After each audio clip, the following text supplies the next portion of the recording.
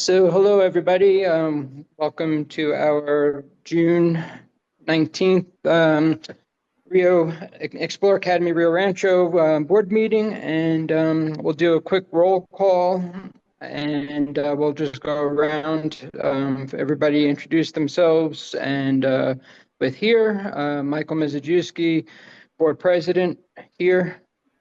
Kathy Garden, board member here. Gloria Rich, board member here.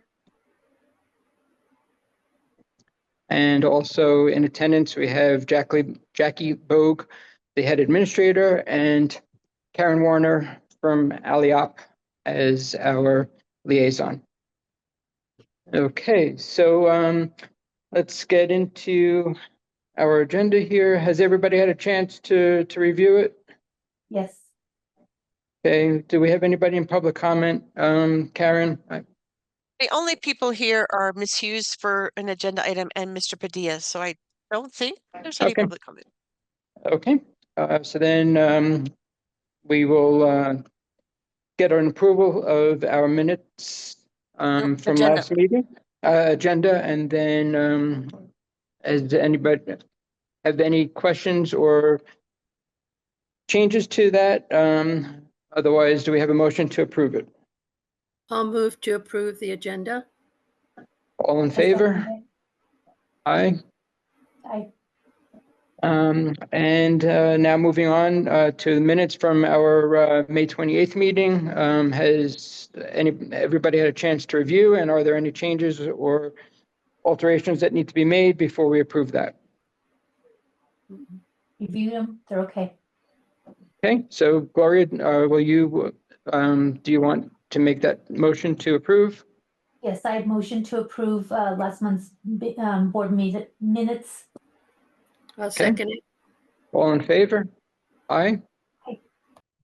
Okay, so we'll jump right into our finance report and guess get Josh on the committee. Hi, everyone. Good day. Hi, Hi, Hi, Josh. Josh. Aye. How are you? I'm well. How's everyone? Good. Good. All right, let's jump into the May check register. You can see a lot less transactions than in previous months due to the school closing up for the year. Mostly just cleanup. One of the big transactions that occurred this month was the June payment for rent that occurred at the end of the month of May, just to get ahead of that.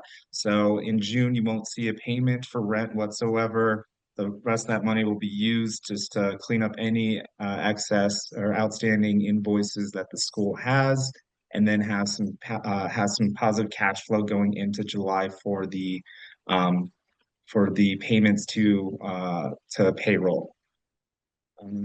Any questions regarding the check register for May? Pretty standard. Did we get any reimbursements this? Because I know that the state, well, I guess that would be more for June, right? Because Yeah, June's but been a yes, mess. it has been a mess. SEG was extremely late this month. It was supposed to come in the 10th, like any other month, but it came in yesterday, in fact. So 8 days late.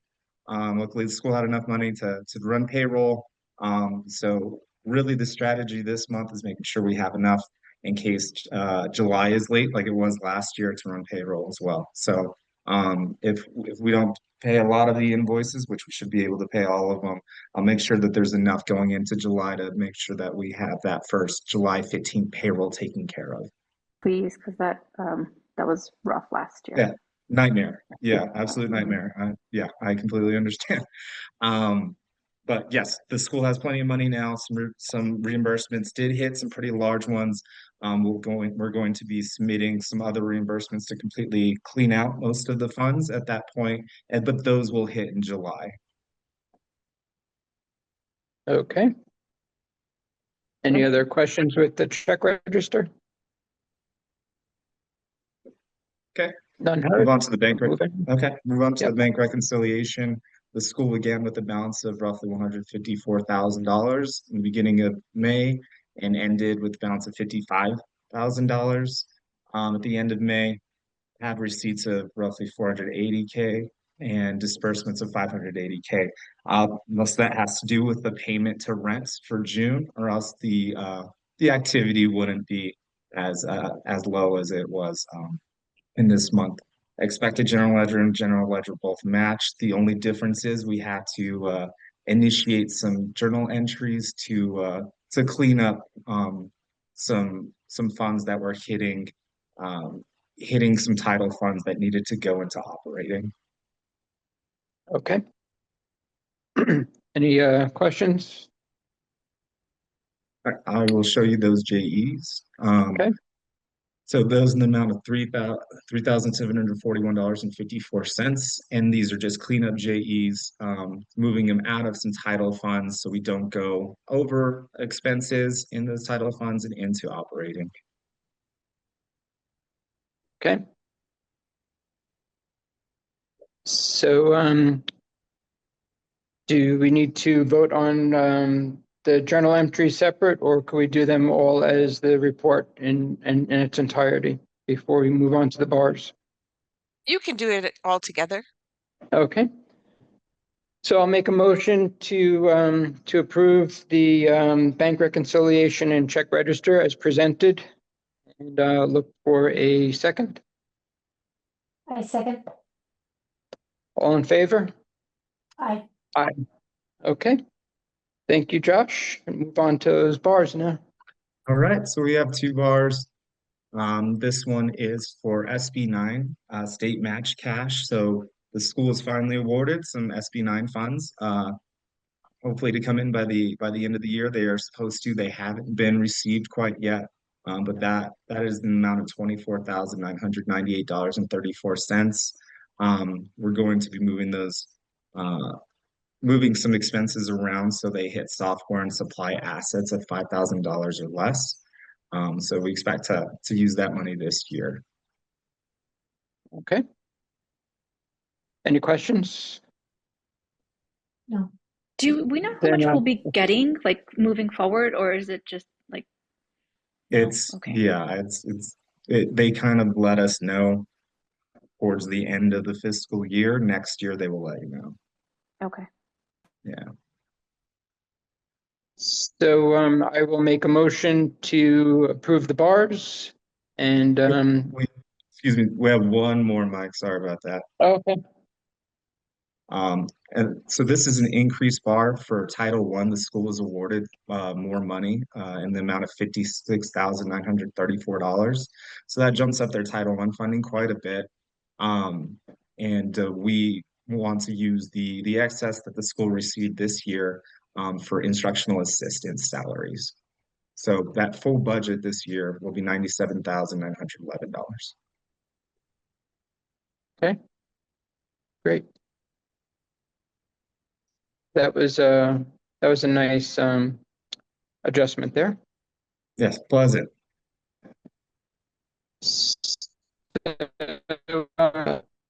That's the three bars. I will make a motion to approve the three bars as presented and look for a second.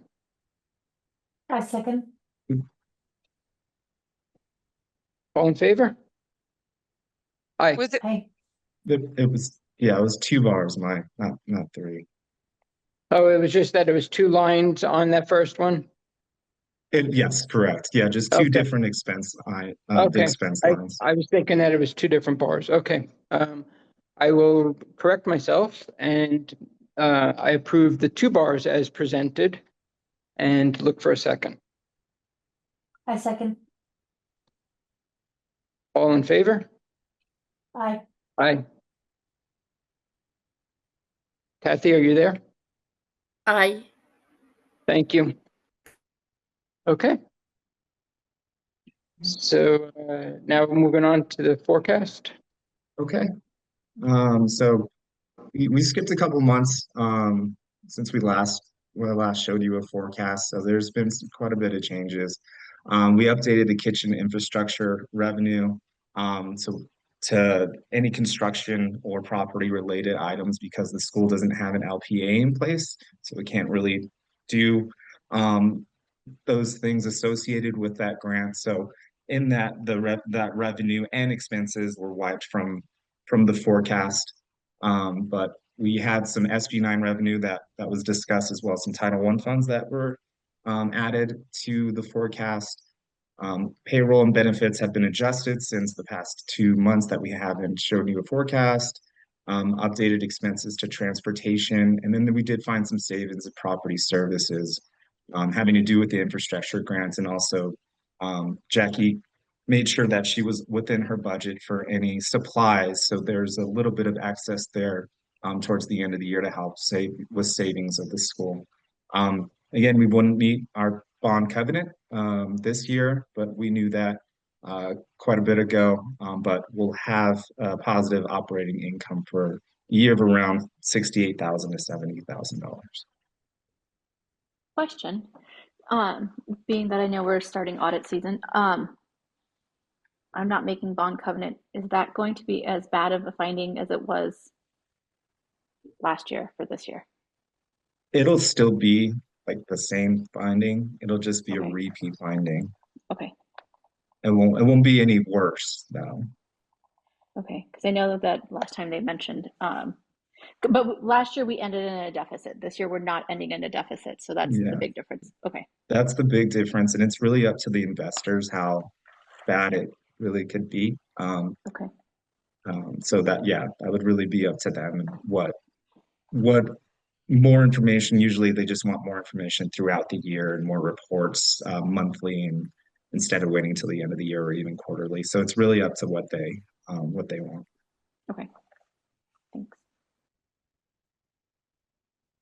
Okay, so this is what the cash flow will look like, what it has looked like for the year, and then our last month of June, what that entails. Again, some reimbursements that want to hit SEG, and then of course some excess expenses, which includes salaries.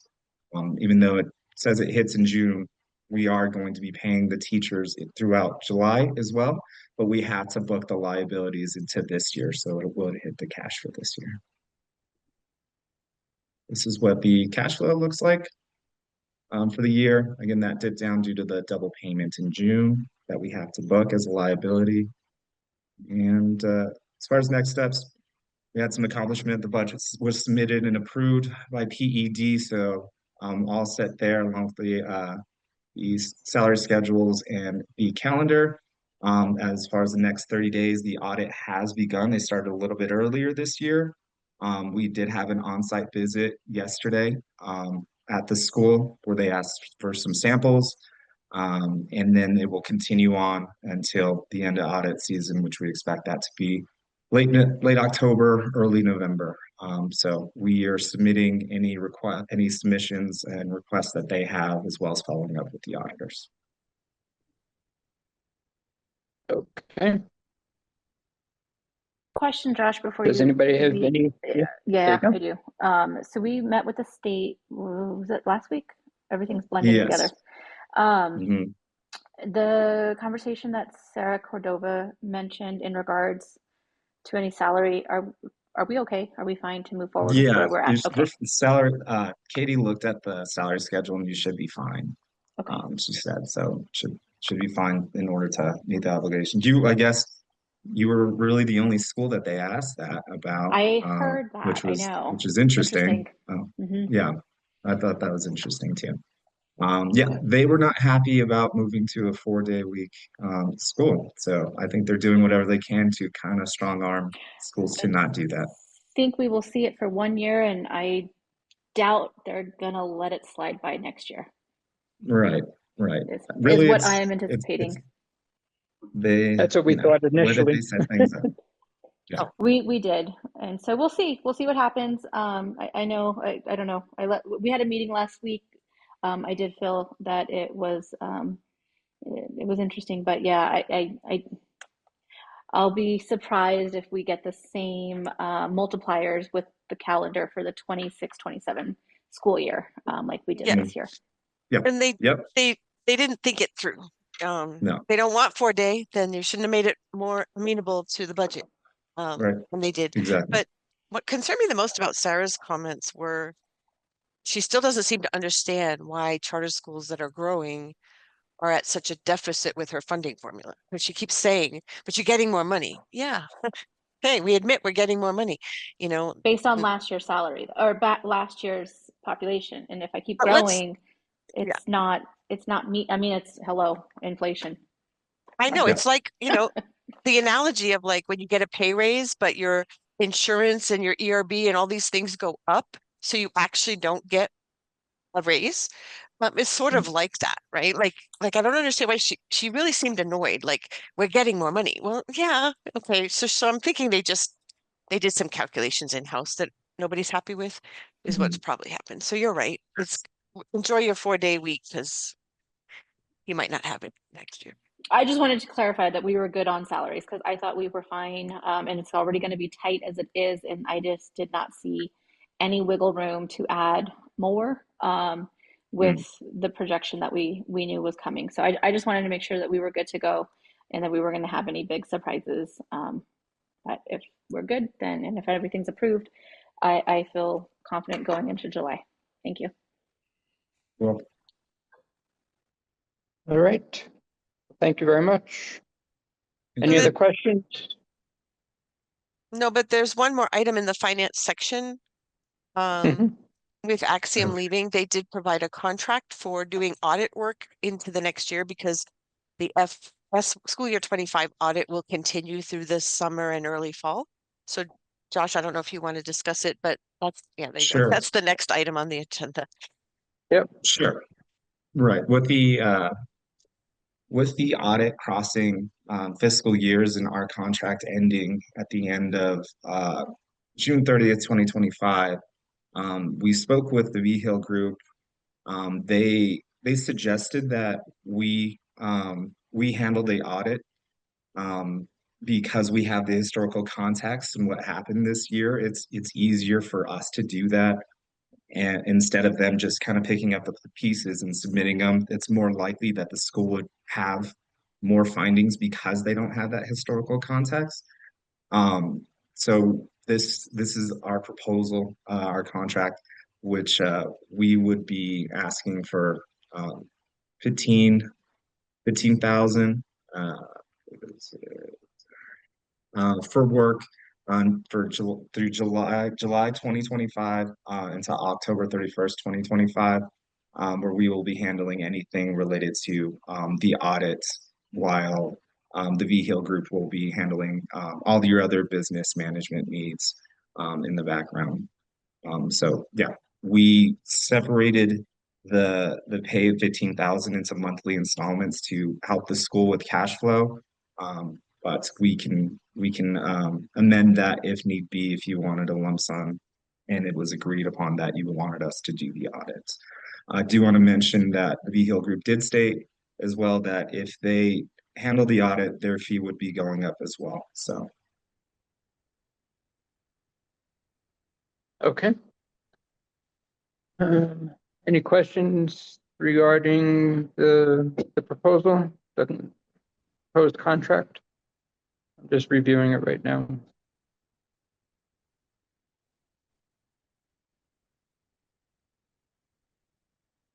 I think it makes total sense on, you know, to have that historical portion of it for the audit process. So thank you for putting this proposal together you're welcome. and the transition, helping with the transition. I know it's hard, so. Yeah, yes. So we're definitely, we have a good relationship with the V Hill Group. And we provide, you know, the GL, whatever else they need, and any backup documentation.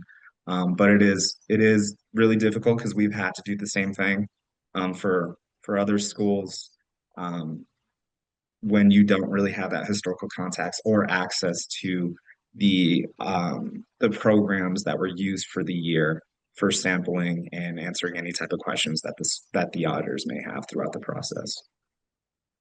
Okay. So we are looking for a motion to approve the Axiom's contract for the audit through October 31st.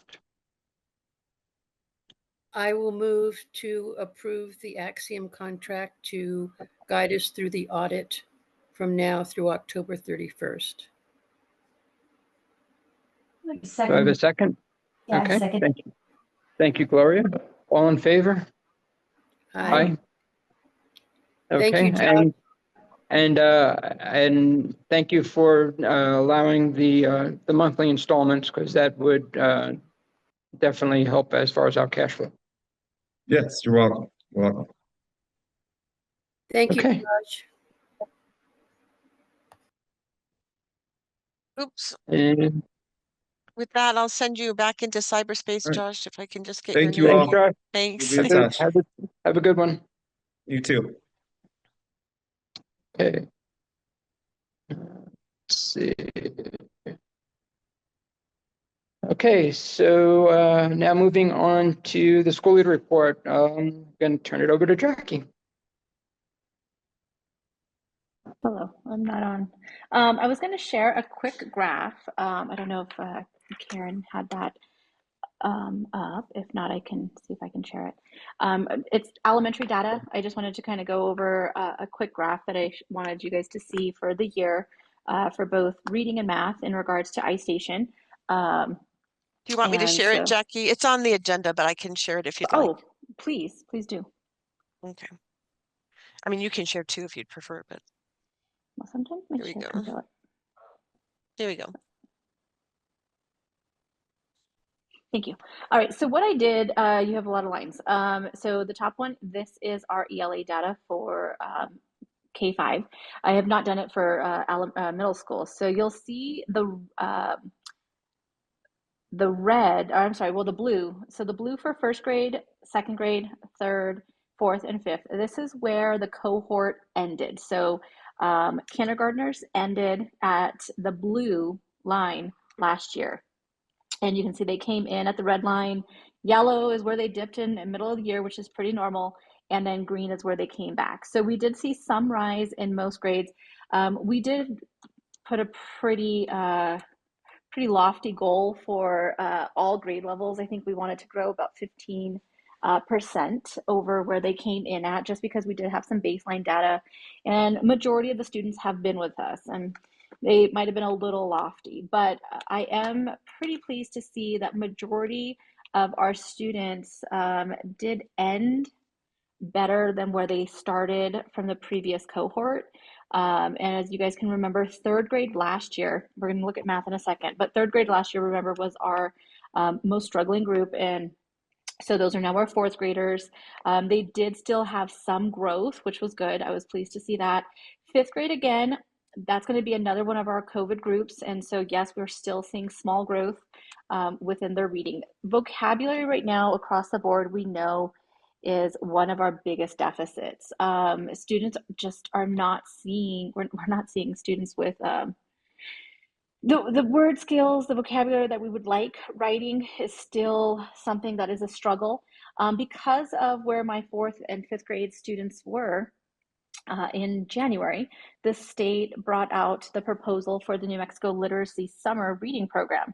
We jumped on that bandwagon and we went ahead and did it. So I have 8 teachers currently teaching the program with, we were planning for 60 kids. We ended up securing 45, 15 just never showed. And I did take a few kids from Corrales to fill some spots since Explore Academy families did not take us up on all of these opportunities. I'm a little sad to report that my attendance for summer reading program is pretty bad. And so, today in one class, the cap is 8 students in a classroom. I'm sitting at about 6 in every classroom. Kinder, we do have 8 and 8, but we're averaging about 4 to 5 students daily. So about 50% of our students are showing up daily. And I know it's summer vacation. We did send a letter out in early March around parent-teacher conference time, indicating the students that we did select. So I'm still optimistic that we might see some gains. I think our kinder students and our first grade students who are showing up regularly, we're going to continue to see them make strides. My older students, my fourth, fifth grade students, I had 0 fifth grade students actually turn up And that's why I ended up taking some students from Corrales. And I have one sixth grader, and one seventh grader, where we did invite many sixth and seventh graders with the hopes of catching them up. Karen, if you want to go down to math. So this is math. Math, as you guys know, last year was rough. Very, very, very rough. And we're still kind of climbing out of it. And you can see that we're seeing a lot of up downs. If we look at second grade, in where my first graders ended versus where they came in, lots of performance deficits. We know that we are still struggling with a lot of money, time, abstract concepts, and subtraction in second grade. So these are areas that we know we are still just not secure in. Third grade was a little bit better. You can see where second graders came in, so second graders came in at that blue line. Third grade, their BOY score was pretty good. They did dip down. Once we hit that multiplication, we're still seeing this cohort, because those third graders would have been your kindergartners during COVID. Their math skills and that basic understanding is still very concerning, and that shows to be on trend with many states across the nation. Math, multiplication, algebra, early algebra, fractions, we are still seeing some challenges. We had a bit of a flat line in fourth grade once we hit that fraction, and that's when you're starting to go into long divisions, and it's just still a struggle. Fifth grade, not horrible. They maintained a little bit better, I felt, but you're still seeing that ratios, again, the percentage, decimals. So once we start moving into higher order thinking skills, our students are still struggling quite a bit, not below the national average. I want to make sure you guys are aware of that, but for somebody who's been in elementary going on almost 21 years now, it's a trend that is very alarming and concerning to us at my campus, and I think many schools have been trying to find other avenues to see what we can do to make sure we're building these skills up, because we know that our students need to be strong in math in order to successfully complete algebra, especially at a campus such as ours. So I just wanted you guys to see some of our data. Thank you, Karen. Thank you, Jackie. Any questions in regards to the data? I mean, I know that was all elementary, and so if you're not an elementary person, that might not be, but I know Kathy, you are. Yeah. But I was just going to take any questions if you had. Just keep up the good work. I know it's a struggle. Everyone's struggling. We're hopeful. It's still strides, baby steps. And so I did talk a little bit about the summer program. Like I said, we originally registered 60 kids, 45 kids actually showed up. I did take a handful of kids from Corrales Elementary. Not that they would enroll in our school, but just as a state program, I had the opportunity to indicate if there was other students who were on the waiting list. And so the ones that we just didn't see, I did take about 12 kids from Corrales. They've been actually really great to have, and great behaviors. If I had space, I would gladly open up some spots to them because they've been really enjoyable to have at our campus. But again, the attendance is just not, it's not great. I'm seeing about 50 to 60% of the students showing up daily. We'll probably survey the teachers after we're done with this. We end next Friday to see, is this something we would like to do again if the state offers it. The program, I feel, is a very strong program. And I like the fact that it's an 8-to-1 ratio. So of course you're getting some small group hands-on work. And it goes all the way from, exiting kinder to entry level 8th grade. So we were able to open it to many students, really wanting that nearing proficient student to show up. But at the end of it, we kind of just took what we could get based on, of course, summer plans. And then I think the other thing that kind of probably parents are like, we're not going to do it, is going to be right back at school on July 29th. So I think maybe some families were like, is it not enough summer if we do the summer program plus summer school, um, or get back in July? So Is it that the might have been a same- bit. Does it seem like it's the same people that are absent, or does it alternate between them, like that they're basically doing half day week, It half work weeks? It's alternating. And we, like, a lot of the families are like, oh, we had a camping trip, or oh, we had Mexico. And I'm like, oh, but you still signed up for the program. And could we have offered that to a different student? So yeah, that was kind of, and then I do feel some maybe, are taking we'll see them Tuesday through Thursday, but we won't see them Fridays and Mondays. So yeah. I've Right. done summer school before in the past, and attendance is never fabulous at summer school. So I don't think it's just a explore thing. I just think summer school, some parents use it for free possible childcare. Some use it for a little bit of enrichment, getting out of the home. And then some, yeah, of course, do understand that, hey, we want our kids to catch up and possibly, bridge some of those skills. So Was it open to yeah. everyone, or did teachers recommend students that should participate? We recommended first. So what we did is we used our iStation data to indicate students that were a strong bubble student, knowing that, like, if you just needed that little bit of extra push to get you over into that proficiency band, those were the ones we really wanted to hone in on. And then if those parents declined, then I allowed the teachers to open it up to any of the students who they thought would be willing to come and participate. And then they had to register. So even though we said, yes, hey, we want you to come and we're recruiting you, you still had to register with the state. And if you failed to register with the state, I couldn't take you. So there was that part of it too. And some parents were like, well, after we thought about it, we're just not going to do it. Or we wanted them to have a longer summer. So I was like, okay. And that's when I ended up having to open it to and taking some students from Corrales to make sure that we did have a full school, so that state would allow all teachers to work. Okay. It was about 52 hours of training for all instructors, including myself, in the program that we did during the months of April and May. So a lot of training, which was great, and some really good resources that we didn't have to pay for a school, which again is really beneficial. But, yeah. I can't help but feel that some of the lack of progress that we hope for, I'm putting it back on the parents.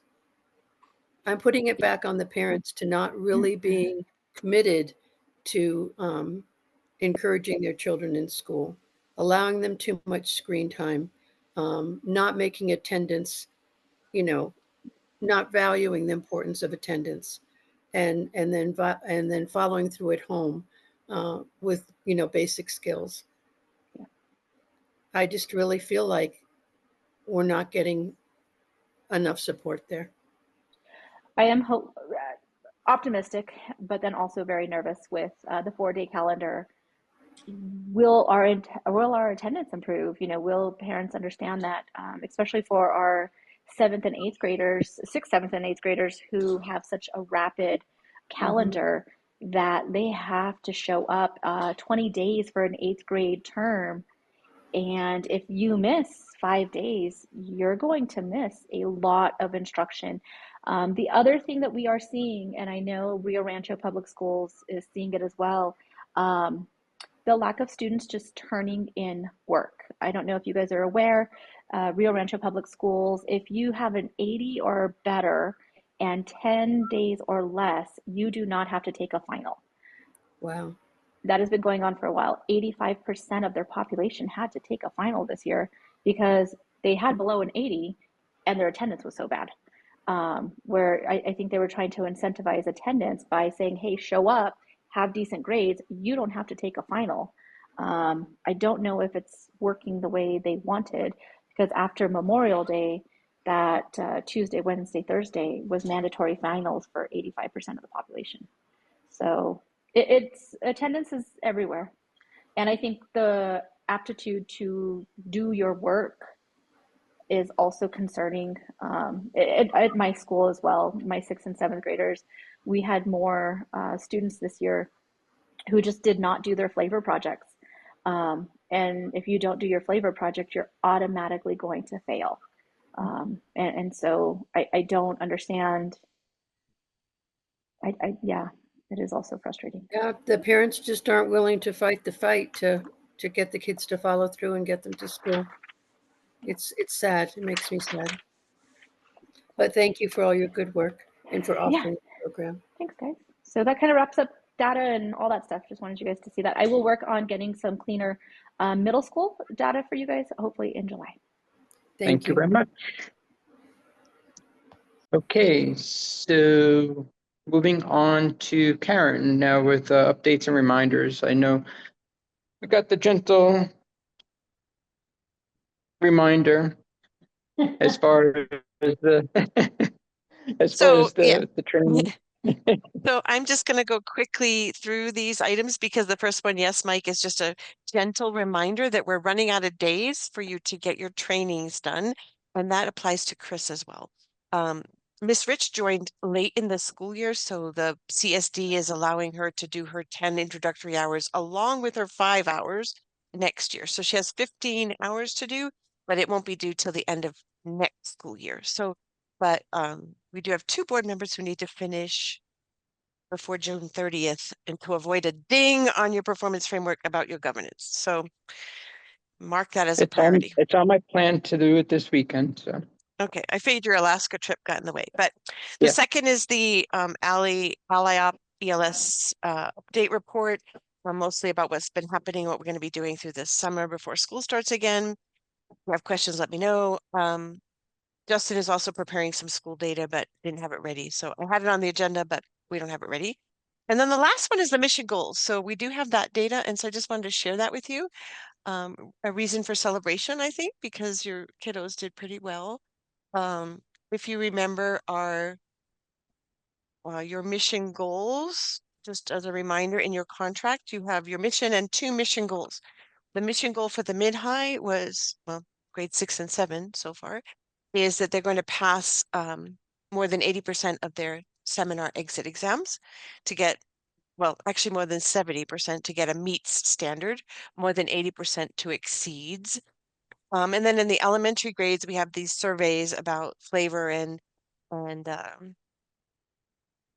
what they feel about the school, and they should have an average of 4 or higher. And if 80% or more rate that way, those who respond, you get a meets standard. 91 or more is exceeds. And I'm happy to report that you have an exceed standard on both. So 86%, a little over 86% of your 6th and 7th graders pass their seminar core exams. And over 91% or 91% of the parents that answered to the survey gave a 4 or 5 rating, and the average score was 4.41, with 5 being the highest. So kudos to you, Jackie, and your school, doing well for kiddos, and this is going to the PEC for your mission goal. Congratulations, Jackie. That's awesome. Thank you. Looks good. Oh, yeah. Great job. Not too shabby for mid schoolers. Yeah, no, and I want to remind you that the core assessments are not, well, they're teacher created, but they're common across not only across the different flavors, but across the different schools. So they've really standardized the core assessments that are given for every seminar. So no matter what flavor you take it in, you're still taking the same standards-based test. So so this isn't like the teachers created them, but it's not each teacher creating their own.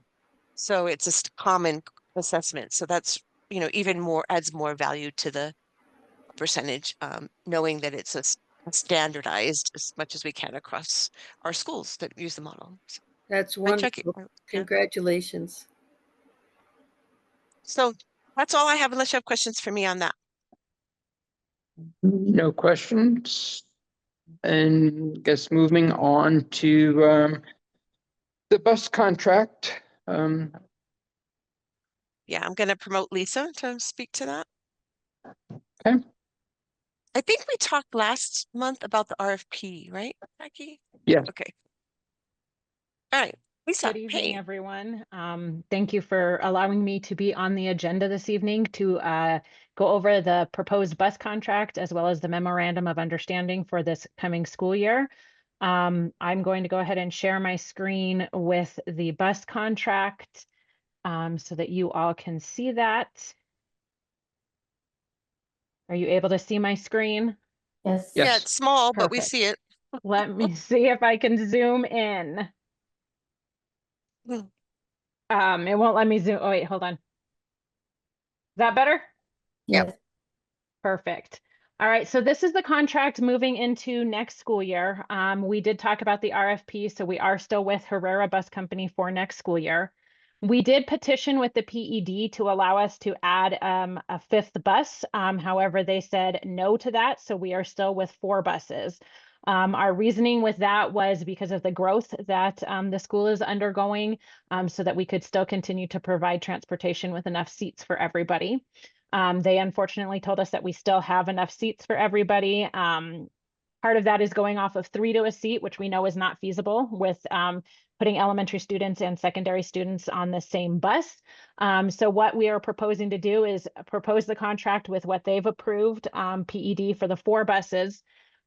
If approved tonight, I will send out bus signups tomorrow. I've already got those ready to go with a due date of July 6th. That way, then we can route by July 11th, give the routes and the rosters to the bus company the week of the 16th or the week after the 11th to keep going so that we have them ready for the first day of school. So this contract is for very similar to what you saw last year. It does match the price of our allocation and the RFP that Herrera did.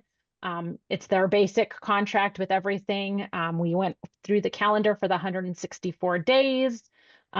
This is all the very similar as what was last year, fuel and everything, and the routes. So we will design the routes based on signups, and we do that so that we can ensure that a balanced bus ride so that some buses don't have 70 kids, some buses don't have 40 kids. And so this is your contract for this school year. PED has already given their draft approval of it. So they are approved with the way it's written and with the 4 buses in there. And so they've already signed off on it. And then it is using all of the spare buses. 3 of the buses will eventually be replaced by our approval letters. Those have been ordered as of September of 24, but have not arrived yet. It is taking traditionally 1.5 to 2 years after buses are ordered for them to come in. So these are all approved as spares on the contract. We do not know the routes yet, where they're going to be going. And again, that's based on signups. So once we have students signed up, we may have to change the routes from how they were last year just to balance the ridership. And that's why we want the timeline that I proposed a little bit earlier. And then the price matches the transportation allocation for Explore Academy. And it was what was also in the RFP. And then they just changed their they used to be Herrera school buses and coaches. Now they're just Herrera school buses incorporated. They kind of separated the coach part of it. So they're just Herrera school buses.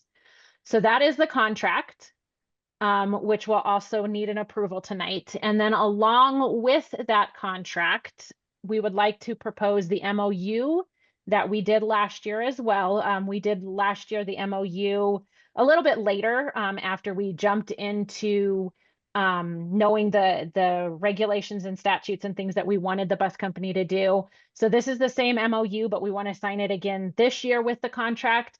It serves as a agreement between us and the bus company that they will do what they say they're going to do. We will do what we say we're going to do, and it kind of holds them accountable. And I do want to mention that when we did the second bus evacuation drill, it was better than the first bus evacuation drill. So it did start holding them more accountable. They were more involved with the bus evacuation drill. They've actually had the bus drivers get off the bus and things like that. So the work that we are doing has improved what Herrera Bus Company has been doing. So again, this is just the memorandum of understanding for this school year that they will do everything on maintenance things, different things like that. They will provide the bus evacuation drills. We will do the school bus routes and that they'll be responsible for the drivers, the mechanics, and all of that part. And again, it just holds them accountable. They know this stuff already because it's in the statutes, but this, by approving this and having them sign it, then they're also more accountable for it, and it shows that we're working together. So if there's any questions or anything on the contract or the MOU, that is what is proposed for this school year, followed by having families sign up for bus transportation for this school year. Okay. Can we move to approve the contract and the MOU in the same motion? I believe so, Karen, because they're same things. Yes, they can. Okay. Then I'm ready to, I'm sorry, does anybody have any questions? Because I was ready to move on it. It You're looks on it. great. Go ahead. No, it looks great, Lisa. Looks great. So I move to approve the bus contract with Herrera Bus Line for the 2025-26 school year, and also the memorandum of understanding with Herrera Bus. I will second. Gloria, I, Aye. all in favor? Aye. I, Thank you. Thank you, Lisa. It Thank looks you very great. much. And Jackie, I will get the sign up sent out to new families and returning families tomorrow with that due date of July 6th. So then we can route and roster. Okay, cool. I'm sure it's going to fill up fast.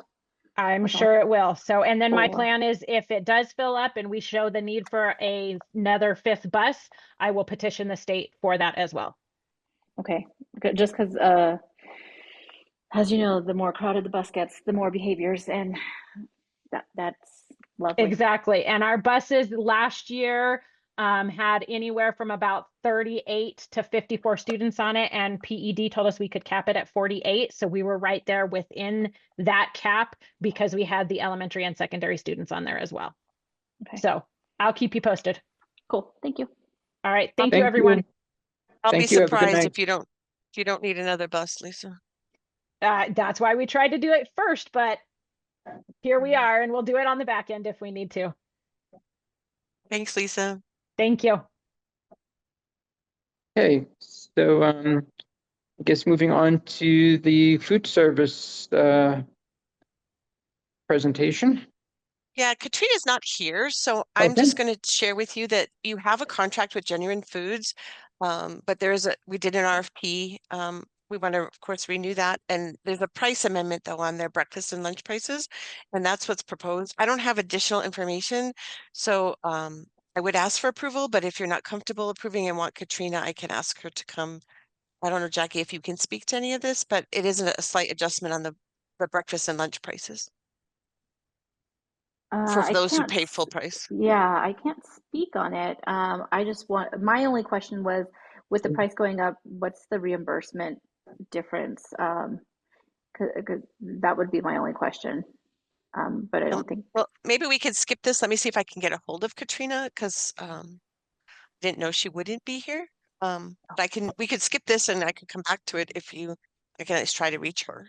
sure, Do you want or to I do mean, that? yeah, just because if we're gonna get, I would just like to make sure with the increase, are we still gonna see it? Like, what's Sure. the difference of Yeah, reimbursement? yeah.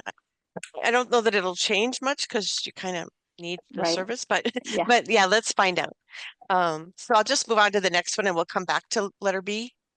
So C is the part-time resolution. I think Gloria was here last year, but this is an annual opportunity for you to vote for this. I'm not recommending it, but I'm presenting it to the board for your decision. So currently the school has to offer benefits for anybody who works half-time, basically 20 hours or more.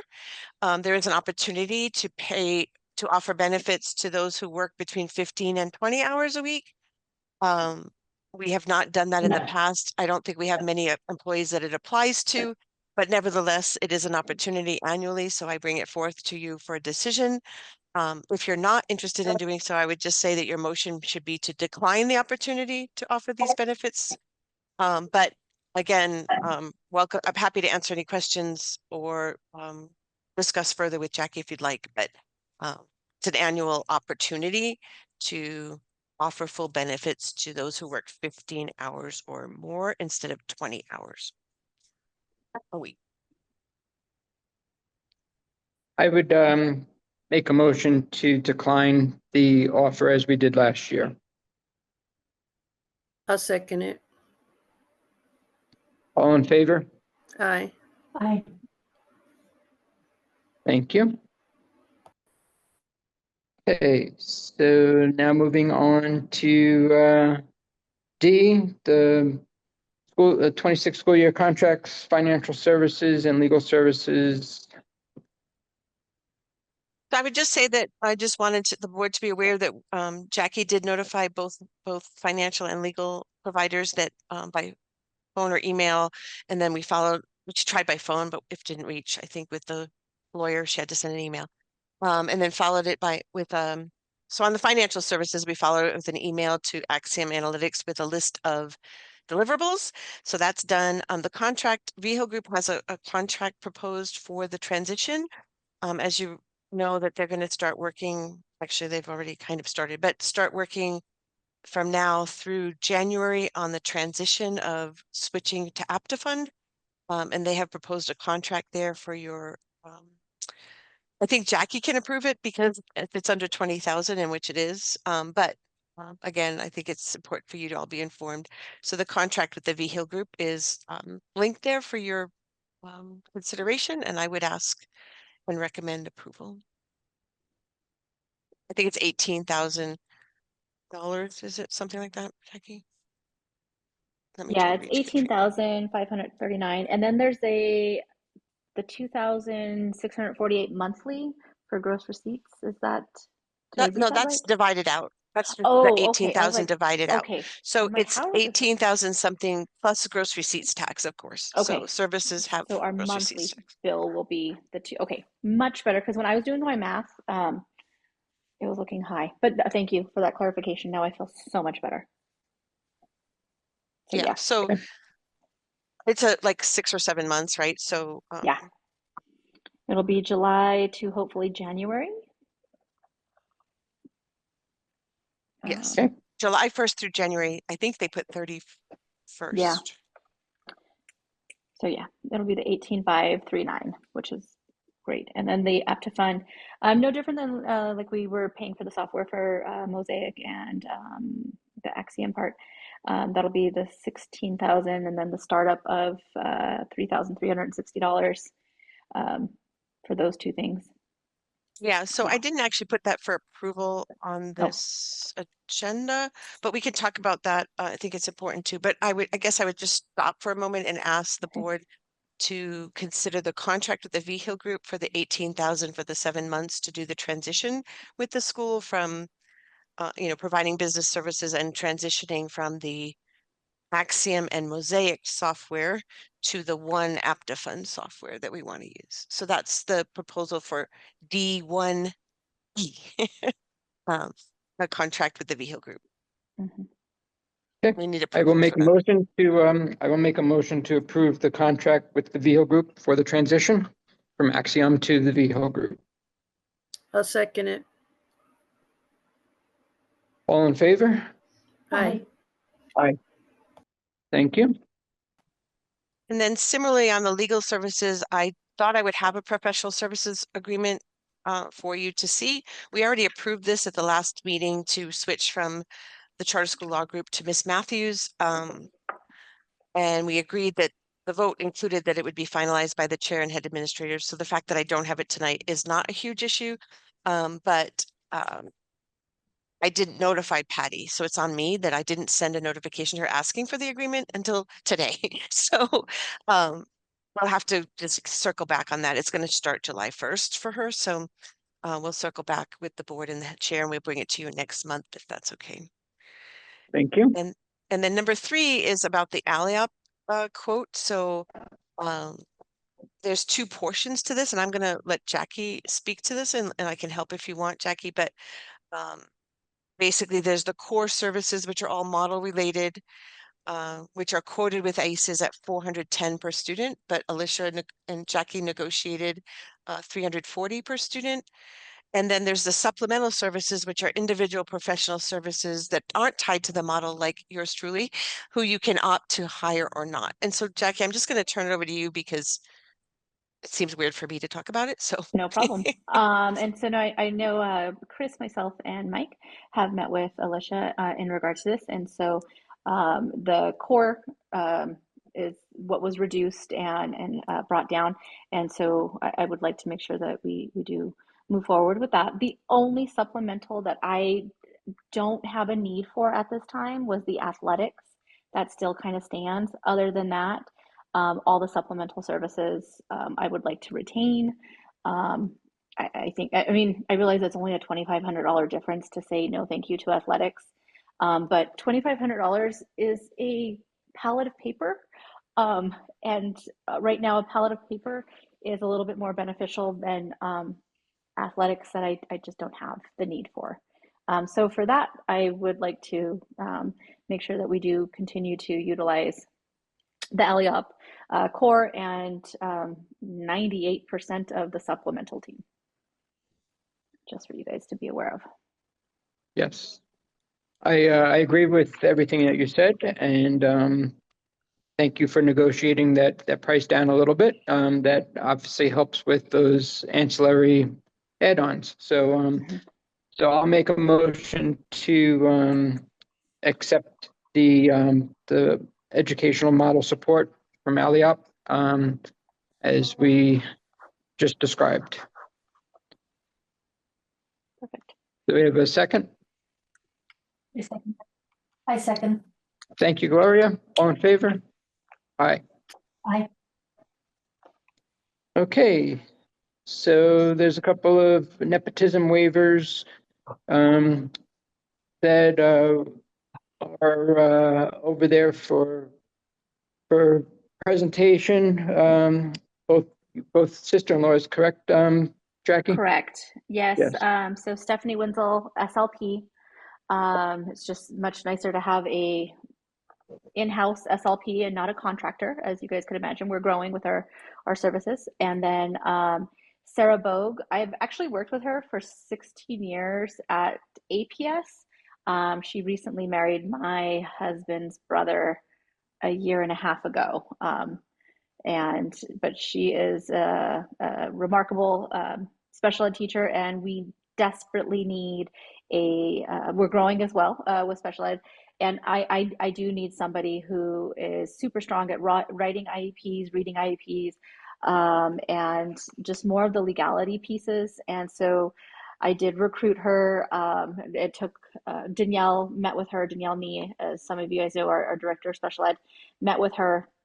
Actually met with both Stephanie and Sarah because both of them had many reservations in regards to moving over to the charter world from a traditional world, and also the pay is different. You know, in APS right now, special ed head teachers pulling close to about 85, 90, and the state gave them like a bump where if they stayed for the full year at APS because it's a difficult position to fill, they got like an extra $5,000 stipend, which of course those are things that I just cannot offer at Explore Academy for staff. But you know, I do think the smaller class sizes, not having 85 students on your caseload, you know, working for Jackie Bogue.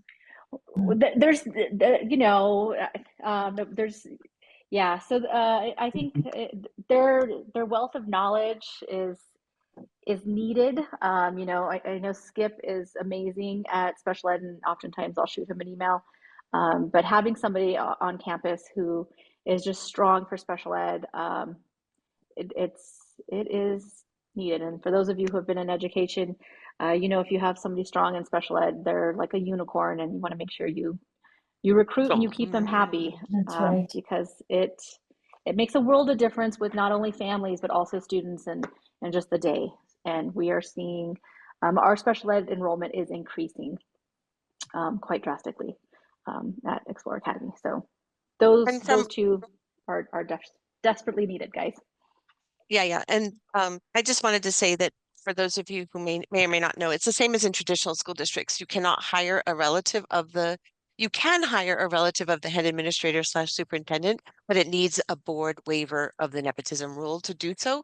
So the forms outline why and how. Jackie just explained that to you, and also how evaluations will work, because Jackie can't be the one evaluating them as their relatives. So we have plans in place for both of those, and we would ask that you approve, because these ladies are wonderful and needed in an area of high need. So Sarah, and what's the other teacher's Stephanie. name? Okay, Stephanie. I will move. Stephanie Wenzel. Stephanie Wenzel. Okay, familiar last name. I think you might have met her, probably. Yes. Yes. I do, and I have met her several times through the years, and she is delightful and passionate about children succeeding. So that's so exciting, Jackie. It is. Wow. It's fun. It's fun. Yeah. So I move that we waive the nepotism rule and go ahead and hire Sarah and Stephanie. I second. All in favor? Aye. Aye. Well, thank Okay, you. next one's right quick. It's the governing council self-assessment. If you guys can get that filled out and sent to Mike, we can discuss it at the next meeting. So please click the link, fill it out, Great. send it to Mike. And then we have the closed session for Jackie's. I mean, I guess I could turn over this. There's nobody else here. So I could turn over host to one of you, and I could just leave, make it easier, and just text me when you want me to come back, so that you could discuss the evaluation and contract for Ms. Boak. That work? No problem. All right, so you're gonna need a, well, wait, before we do that, We got to stop recording and go into closed session. you have to do vote first, but before we do that, I want to go Yeah. back to B, food services. Okay. The price amendment, I did get some text back from Katrina, so the price, I'm just gonna share my screen so you can see. So the proposed changes are, increasing to $4.38 for lunch and $2.19 for breakfast. She does not yet know what the reimbursement rate will be for next year, because it comes out in July, but it will be more than that, because this year your reimbursement rate was $4.43 for lunch. Okay. So it won't go down, and it was $2.37 for lunch. So you do earn a little money, if you will, on the Okay. ones that are free and reduced lunches, but those are the numbers. But she won't know for sure. This year's rates were $4.43 reimbursed and $2.37 reimbursed. And she said last year they came out on July 10th, so she expects to get Okay. the updates then. So with that, I would ask that, oh, go ahead. We're still free food all across the board. Oh, okay, I didn't know. Maybe that's why she said CPI. Okay. Okay. I didn't know. But so yes, so Okay. but you know, if you were selling lunches, like even to me, if I was there and wanted to buy a lunch, I'd have to pay $4.30. Okay. Okay. Okay. So with that, I would propose approval of the price change, so that we can get this processed, knowing that our reimbursement rate will certainly be at least a few cents more, if not even more so. I'll make a motion to approve the food service contract as amendment to the food service as presented. I'll second it. All in favor? Aye. Aye. Okay. Okay, now we need the vote to go into closed session if you want to do that. I'll move. I will make, okay, go ahead, Kathy. I move that we go into closed session. I will second. All in Aye. favor? Aye. And if we can stop recording and go into closed session.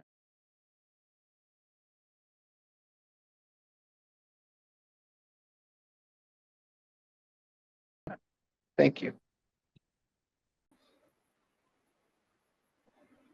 Now, I move to come out of closed session. and I will second that. All in favor? Aye. Aye. Okay, and during closed session, we discussed the upcoming contract for our head administrator, as well as the evaluation for this past year. And we, do I have a motion to approve as discussed? I move to approve as discussed. Second. All in favor? Aye. Aye. No further action needed after that.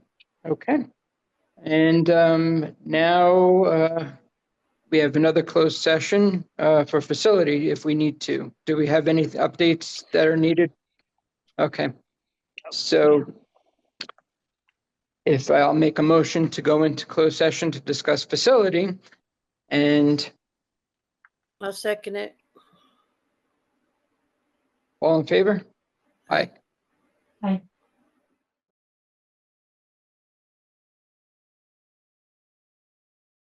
I will make a motion to come out of our second closed session, which we discovered a facility. And do I have someone to second that motion? I second it. All in favor? Aye. Aye. Okay, no further action is needed at this time. So moving on, any board comments before we wrap things up? Just thank you, everybody, for everything. Still nobody in public comment, Karen? Okay, One. so our next meeting is scheduled for July 17th at 5:15. Again, we'll have it at the school and virtual if needed. And I hope everybody has a great rest of the month.